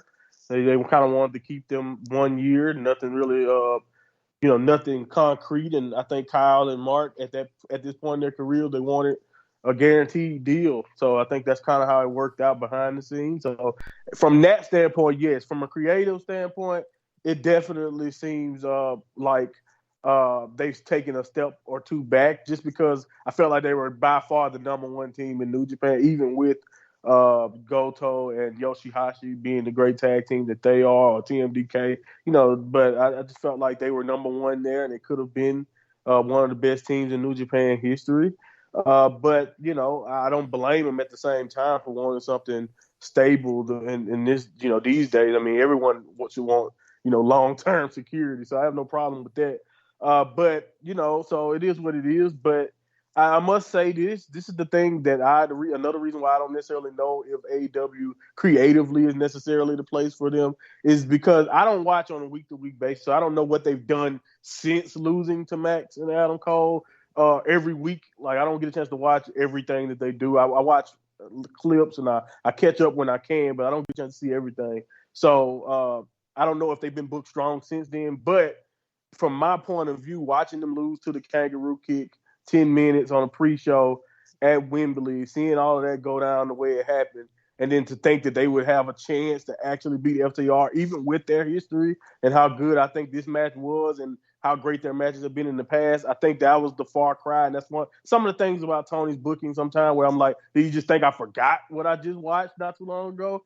Or something, but it is what it is. I'm not gonna complain because, like you said, it was a nice callback to their history with the timing and everything. And these guys have great chemistry, so I give it 4-2. I thought it was a really good match, but I wasn't as invested because I didn't really give Aussie Open a chance. And I think that is the part that kind of disappoints me because when they were in New Japan, I thought they were the best team in the world. And I think it's kind of hard to look at them like that now with the way they've been booked in AEW so far. I'll give it time. We'll see how it turns out. I could be eating my words in about 6 months, but Yeah, I don't know, especially if Osprey comes over and they do their own thing away from the family or something. But yeah, other than that, I thought it was good. I can't wait for Aussie Open Gold. Like, the t-shirt. Yeah. It's going to be great. Predictions, we all went FTR, so it means I'm on 11 and the rest of the fuckers are on 12. But who knows? Could change right now. The main event saw Christian Cage send Luchasaurus away so he could face Darby Allin by himself in a 2 out of 3 falls match for the TNT Championship. I've got to take a deep breath now because there's a lot going to happen. Captain Charisma did a lot of delaying before locking up to play some mind games, but then as soon as they did lock up, he overpowered Allin with ease and forced him to the corner to establish his dominance. The story they were telling this bout was that Allin was desperate not to only beat Cage, but also do it in the front of his hometown fans. The first fall was all about wrestling between the two. You kind of forget what a good worker Cage is until you see him here, and especially with Darby as well. But Allin did get the first fall when he used Cage's own turtleneck against him. It looked like he'd get the second fall with a coffin drop a few minutes later, but Cage countered with his knees and sent Allin into the announce table from the apron. Cage slammed Allin on the steel steps twice, turned the count out for the second fall, tying up at 1 each. Gotta admit, this was really uncomfortable. Like, I knew Christian couldn't get him up for the suplex. I don't know what they were trying there, but just to slam him on there was really, really bad. As Allin was loaded to the stretcher, Cage was seen ripping apart the ring to expose the wooden surface beneath. Excuse me. The final couple of minutes was truly unpredictable. Cage hit a frog splash on Allin, where he was on the stretcher and they brought him back in the ring as the crowd continued to boo. He hit the kill switch on the wooden boards, but Allin kicked out. The TNT champion locked in the Scorpion Deathlock, only for Allin to make it to the bottom row.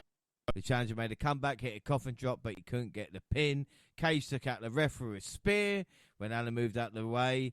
Nick Wayne ran in, and I hated him up until he took the belt and hit Darby Allin with it and realised he needed his new dad. Christian now is his daddy. Cage got the pin and the win. Sting showed up and was sent after Wayne, and Christian and Luchasaurus arrived. Kind of really didn't much happen there. The lights then dropped out, and the music video began to play as man drove a classic car down a dark street. Crowd erupted as Adam Copeland, of course the former Edge, came to the ring to film the sound of Metalingus. He picked up a chair, held it over fallen Sting like he was going to attack him, only turned around to take out Wayne and Luchasaurus. Cage made a quick exit as Copeland looked on with a roaring crowd behind him. Whew, take a breath. Jaxie, what are your thoughts on this? Because this felt like a 3 stages of the hell match. This was fucking long. Yeah, I have to agree with you what you said about the coffin drop during the second, just after the second, at the first pin. It was uncomfortable to watch and looked very incredibly painful. I genuinely worry for Darby's back. I feel like it's gonna cause him so many future issues, and I can only wish him the best.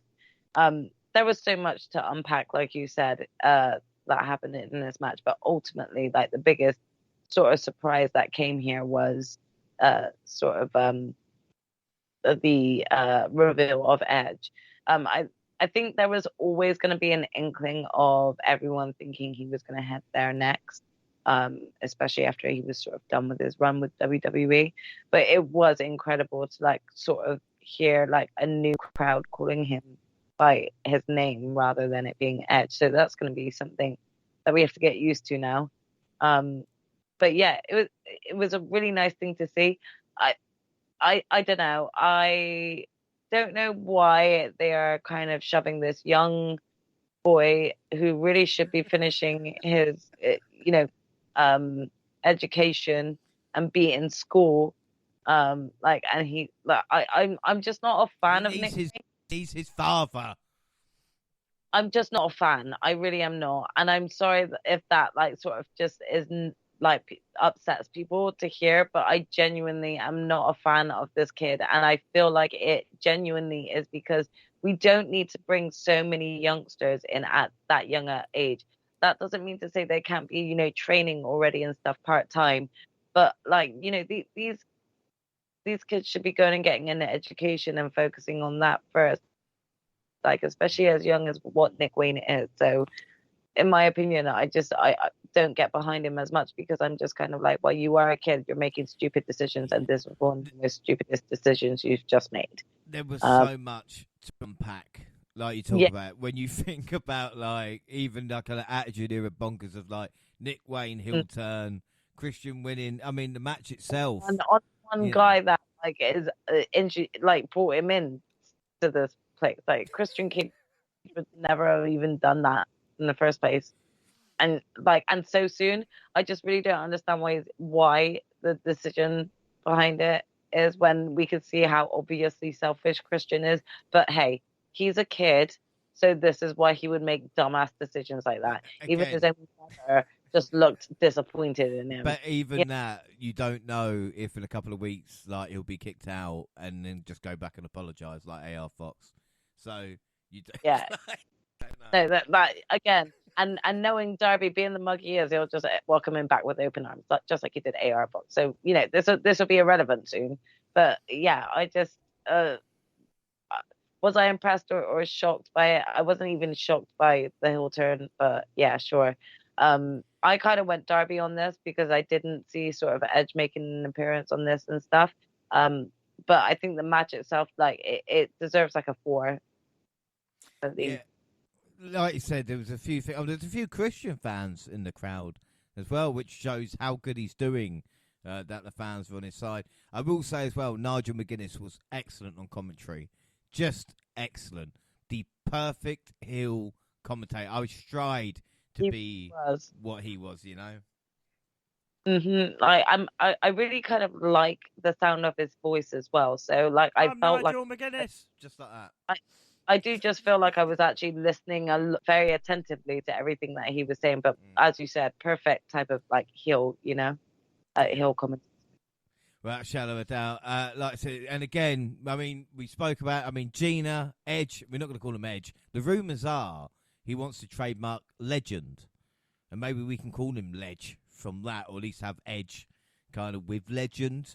Again, this is good, isn't it, for AEW to have Edge there? Like, even if it's only going to be for a little while. I don't know how long he's signed or anything like that. But yeah, we don't know, like, if there's, like, guarantees there and on how long he's going to be in, and whether it's just going to be a short little stint or an actual long one.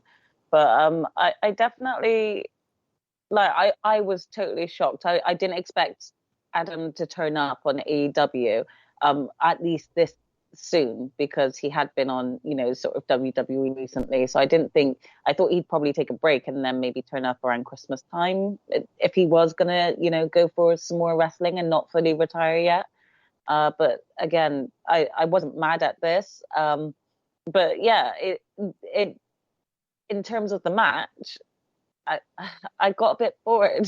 I was just a bit like tired, and I was just like, how long is this going to go on for? And for some reason, I just don't know if I actually believed like Darby was going to get it as it was going on. So it was still good. But yeah, I was excited by the ending the most due to Adam Copeland's debut than the match itself. Now, I know exactly what you're talking about. And Monty, you and I discussed this as well about him, if he does join. And as Gina just pointed out perfectly, what not to do after a 4.5 hour show is maybe give us a 45-minute main event, even though they did pop like anything for Edge, Mr. Copeland. Of course. Of course. I think it's like a shock too, because again, even if you thought it was a chance of seeing it happen and they moved it to the main event, so they probably added to the anticipation for something to happen, because like you said, for us to get that very drawn out dramatic match but Darby basically just getting killed again. I don't understand what their fascination with putting us through this of just watching Darby barely survive a 20-minute battle. And again, I actually had a feeling that Edge would definitely show up. But I still went with Darby winning, because I was just like, they're gonna keep giving him shots. I guess he should win it. And then he was in Seattle, and I thought maybe Edge could have something to do with Christian losing it, but the way they executed was fine. The fetus doing what he did, all right, that was cool. I have no problem with it, even though it was definitely not what I was expecting, because again, it doesn't make a lot of sense at all. But honestly, Christian has something about him. I don't know, man. It's something about abuse in these young AEW guys that I guess they just seem to really, really love. Very verbally abusive, older guy just telling them what they can do.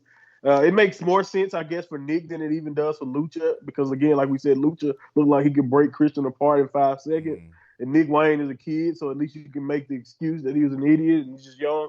But so that's fine. And the match itself, like you said, cool. The step bump, I don't know. I'm always, you know what? You said it like that, like they were trying something else, James. And honestly, at this point, when it comes to Darby's matches, I don't even know. That might have been a part of the plan for Darby to just look like he was.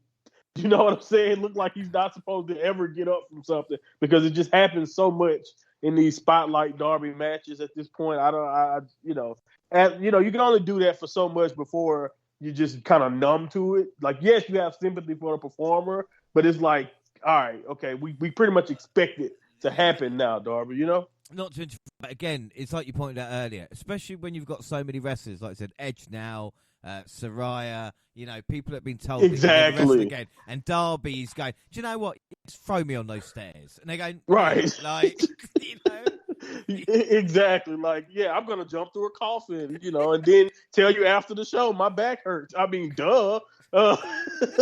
But yeah, I exactly. When you have so many people that you kind of have to play, like we have a women's champion right now who I love, but I think we all know why she's not wrestling every week like a Statlander or something. It's because it just probably wouldn't be the smartest thing to do. So when you have Darby out here in almost every match he has doing something like that, and he's gonna at some point he's gonna wrestle a match, and you just think the tape that he has all over his back and body is like a shirt that he's wrestling in, because he has more tape. He's gonna come out like right. Yeti. No, exactly. He comes up wrapped up more every match. So, like I said, the match, I think 4 is a very fair score. It started off kind of cool, but like you said, it was long, dramatic. And it was what it was. But the moment of seeing Adam or seeing Edge, I'm probably never going to really call him Adam, but I understand how it goes. Edge just easy is what I've been known. I'm programmed to see that guy and say Edge. So it's just tough. But I do think it's kind of cool to see what they can possibly do, even if you want to go down the route of it eventually. Obviously, I think we're going to get a Christian versus Edge type of situation at some point, but that could turn into a Christian and Edge teaming up and doing a run, and that can turn into all types of things. I'm pretty sure, I think Edge, after the show, ran off a list of guys he would love to have a dream match or a first-time match with. So it's plenty of potential there, and I think it's great. My only thing is that it kind of made me go to WWE and just be like, because after the match, he kind of put out a tweet that he wanted to do more, but WWE just didn't have nothing for him. And I don't understand that. That's just the thing about WWE sometimes when it comes to legends or older talent, to where I'm like, I get it. You want to kind of move on, even though you have Rey Mysterio's United States champion who's 49 years old. You got plenty of stuff for Rey.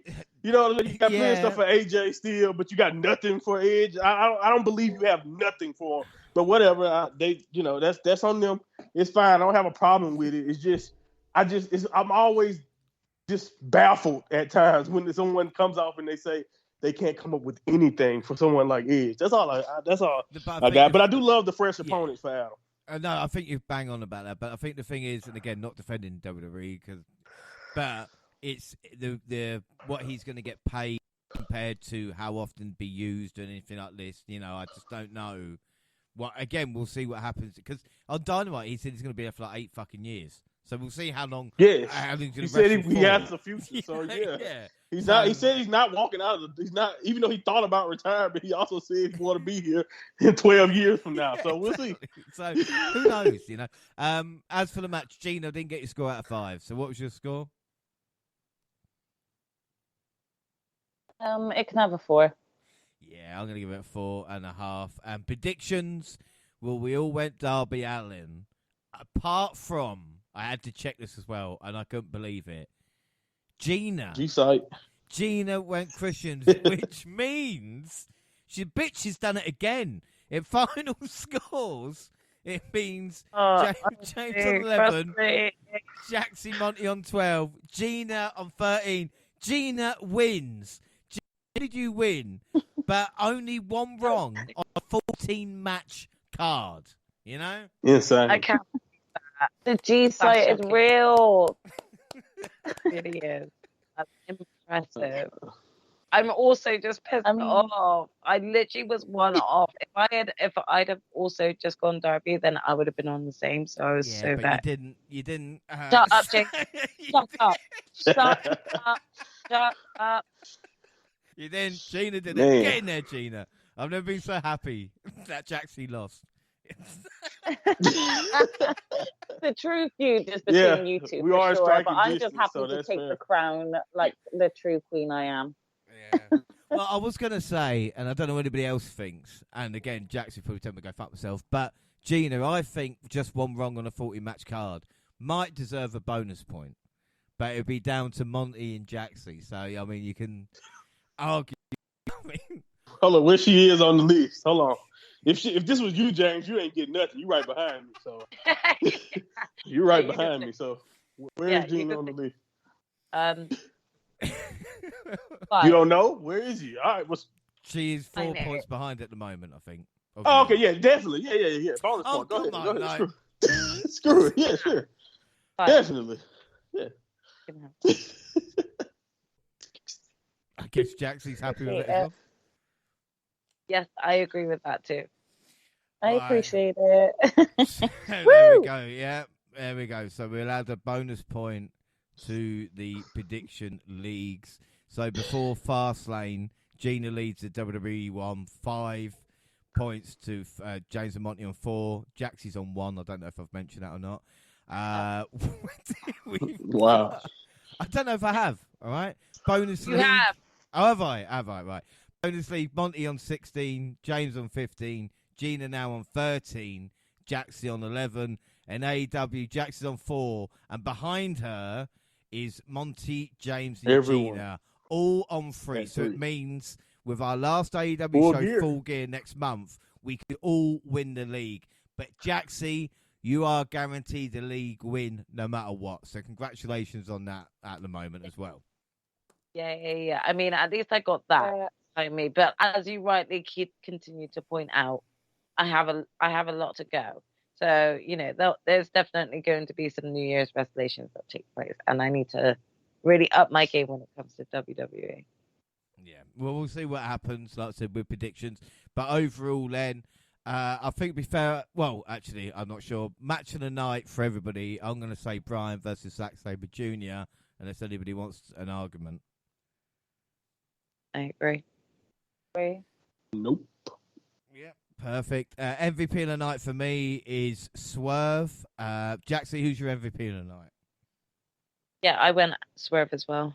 Yeah. Gina. Swerve. Monty. Yes, a sweep. Yeah, Swerve. Simple. And rating out of 10. Monty starts off. What's your rating out of 10 for this show? It was a chore. I must admit, it was a chore, but it was a really, really good show. So I don't think it was bad by any means. I give it 8.5 overall. It was good, and it did have an all-time classic match and a great moment for Swerve. So I think other than those two matches, though, I will say other than that, and then watching Adam debut, I don't think you really need to seek this out. I give it 8.5. Yeah. Gina, what's your score out of 10? Yeah, I agree with Monty. 8.5 is mine. Jaxie, finally, what's your score? Also going 8.5. I'm going to give it 8 3/4. The problem is like there's too many shows at the moment, too many pay-per-views, so there's overexposure. Doesn't feel that special, not building towards an event. But again, that's something else we can drill down on when we get more time. So finally, before we go, we're just going to do Fastlane predictions quickly because of course Fastlane is tonight. So we will start off with the 6-man tag team match, which is the LWO versus Bobby Lashley Street Profits. And Monty, start us off here. Come on, man. It's only one right answer, man. Well, Somebody I don't know. I've got to ask. Okay, that's Monty, fair. I mean, seriously, that laugh was just so evil. I'm sorry. It's just I didn't even know about this match, so that's what made me laugh about it. But anyway, the Lashley family has to establish themselves, continue to start off with a dominant run. I'm calling the Lashley family until they give them a name, because damn it, they need one. But yeah, so we're just gonna go with that. I think they're gonna take out the LWO again. No, fair enough. Jaxie, who are you going for? Yeah, I mean, again, like Monty, I didn't know about this match. I'm also making up all of my predictions as we go tonight because I've not had a chance to think about it. So this is probably why I'm losing the WWE one, because I'm making it up as I go. But here we go. I'm going to go with Street Profits and Bobby Lashley on this. And Gina, you obviously. I mean, yeah, I like the name, the Lashley family. I'm going to call them that. I'm going to go Lashley family. I like Suit Profits, and I'll die on that hill if I have to. Up next, EO versus Oscar versus Charlotte for the women's champion. Jaxie, start us off, because I know you're a huge fan of Charlotte. Who's winning this one? Well, obviously, that's an absolute lie. So let's not say that again. I am not. But yeah, I don't see EO losing it here. So I'm going Team EO on this. Gina? Yeah, I actually think Io needs to win this if she wants to be a bit of a formidable championship holder. And we know that she can hold a belt because she had a wicked run in NXT. So I'm going with Io. Yeah, and Monty? Yeah, EO definitely needs to win. Definitely should win, and I think she will. I just want WWE to grow a pair and let her pin Charlotte instead of pinning Oscar again, sir. Or at least let them. Or at least go I ahead. agree. I agree. Also, grow a pair and just book Charlotte and EO, because I think this whole entire thing is just a way for them to prolong the inevitable EO Charlotte match that we're gonna get at some point. So I just feel like, I understand that maybe they want to tell a story, but right now Bayley is even overshadowing EO. Right now Bayley is overshadowing EO in the battle against Charlotte. So I just feel like we need to go ahead and get to that point, because right now she is this is my thing. I hate right now that EO feels so much less important than Rhea Ripley. Like, it's nowhere even close how important EO feels, the way they're booking the women's titles right now. So, I know at this point Rhea is literally a top star in the company, but I'm just saying, like, we need to step on the gas with this push.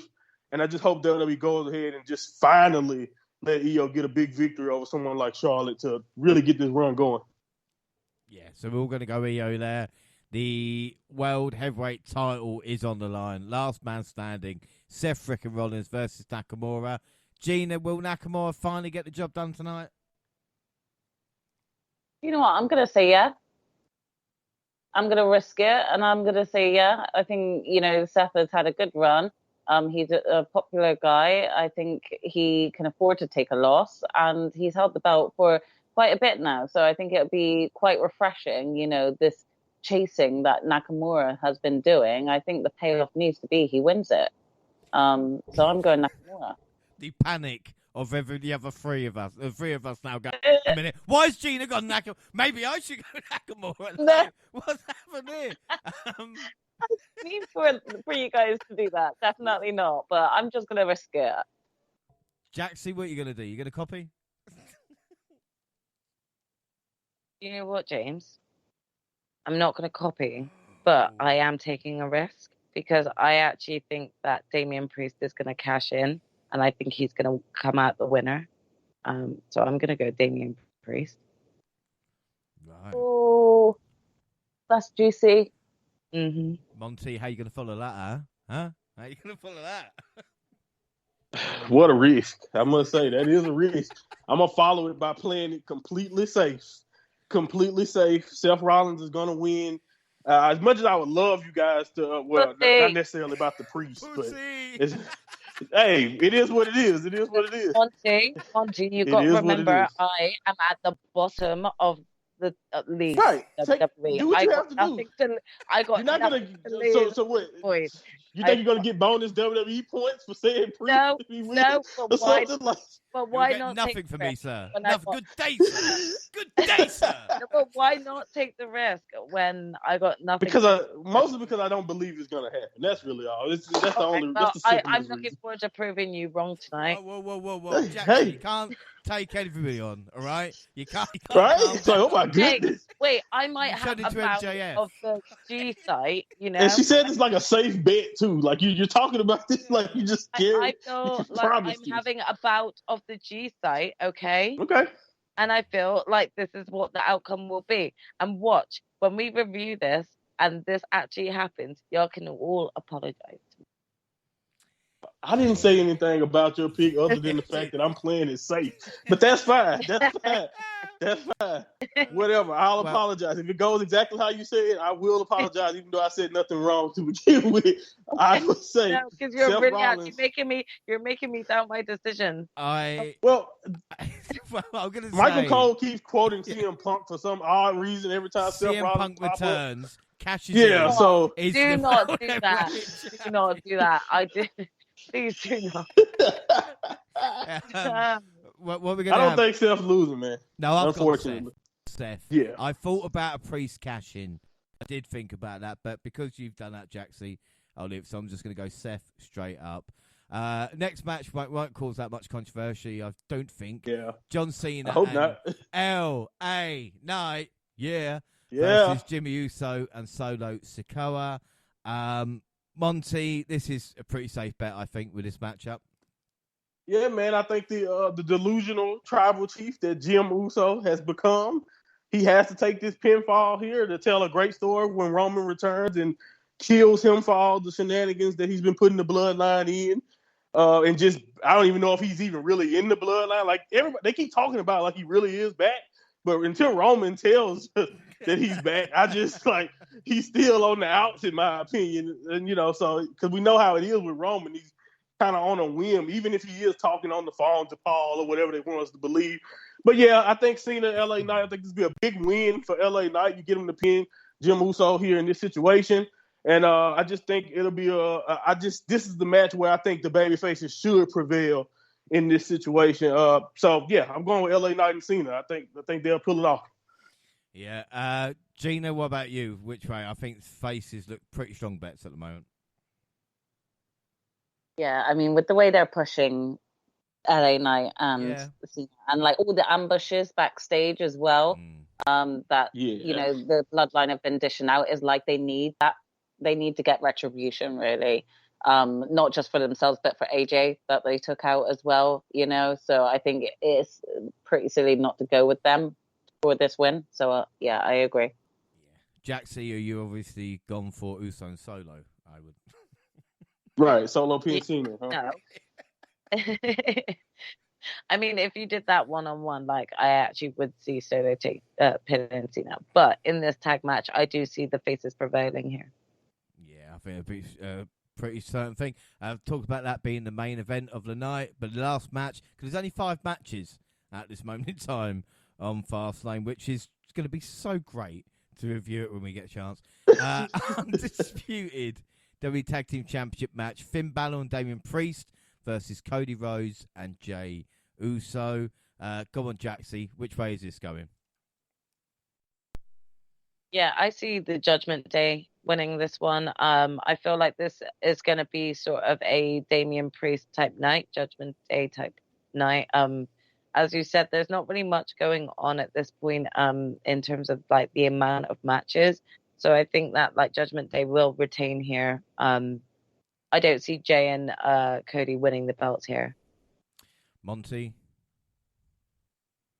Yeah, the thing is that kind of makes this difficult is like, damn, Jey and Cody, both guys have been really protected. So it's like, who's going to get pinned? So I guess that kind of makes you think about it. But honestly, the numbers game has to play a factor, whether it's Rhea, whether it's Dom, whether it's JD, finally earning himself an official spot so Priest can leave him alone, because Priest seemed to be the only one who seemed to have a problem with him at this point. That overreaction from McDonough. I'm sorry, but that overreaction when Priest was shouting at him, and I'm doing the face now, but it was like, And I'm going, fuck off, JD. Fuck right off. Right. But I think eventually JD will either be an official member or something. Probably. I don't understand why they're not doing it. He's pretty much helping in every way possible. But I think the numbers game is definitely going to play a factor here. I don't know who they'll get pinned, but I think we'll have a justifiable reason for the pin. You know, maybe a Jim Uso showing up and costing Jay. I don't know, something like that. But you know, you never know what'll happen. I think Judgment Day retains. If you've watched SmackDown, you can just tell that maybe like they're gonna be a little bit pissed off that Jay turned up on SmackDown. You know. Yeah. I don't want to offend Jaxie and or Monty, but the real predictions that matter is Gina's. So Gina, which way do you see this going? Because at the moment you're in the lead. So to get this wrong, you know, it might open the door for other people. I mean, for me, I just don't see them getting the title. So I'm going to be sticking with Judgment Day too. That is my personal opinion. I feel like Judgment Day still need to keep on top of things. So yeah. Well, I'm glad to say that I am going for Cody Rhodes and Jey Uso as your new tag team champions. Okay. I'm going to take the risk. Like you said, Cody doesn't get pinned. So unless it's Jey who ends in a DQ, and I can see this, and how annoyed would Roman be if one of the guys that used to be in a bloodline is now tag team champion with the man he faced at WrestleMania? Surely that adds some more stuff into the equation. But like I said, what the fuck do I know? But that's the risk I am taking. So that is it basically for Fastlane. So I'm pretty happy about that. And I'm pretty happy. I think that's it now. I think we've done everything with WrestleDream and, of course, with Fastlane. So that is it. Don't forget, across all social media, Twitter at the WNR Podcast. I'm at the WNR JR. You can find the entire WNR team on the Twitter banner. Monty, where can people find and listen to you? And my Monty Pod on the Twitter or the X app, whatever you people call it at this point. Or like you said in your banner, you know, just follow me there. Keep up with me. My new project, anything I'm working on, they will be released there first. Jaxie, what about you? Yeah, I'm across like Twitter, X, or Instagram at Jaxie Scarlett. And Gina, finally. Same at Purple Pain. And the Double also on Facebook and Instagram, across all Google platforms. Send us an email at doublepodcast@gmail.com.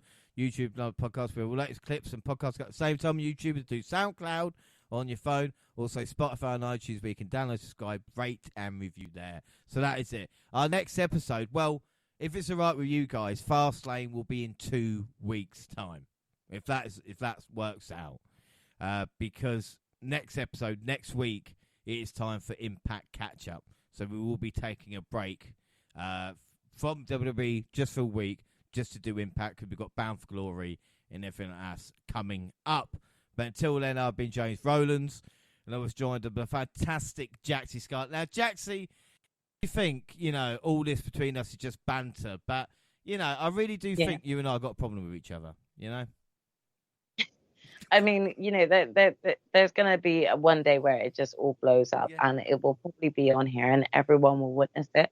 But, you know, don't worry, we'll be fine. Well, it'll be Monty and Gina doing a show, and then they'll say, do you know what?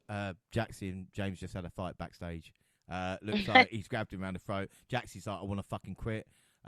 James is fear for his life, and we've got a review about it. But who knows, you know? But I'm glad, like I said, 3 years you're still here. So I guess we're doing something right, you know?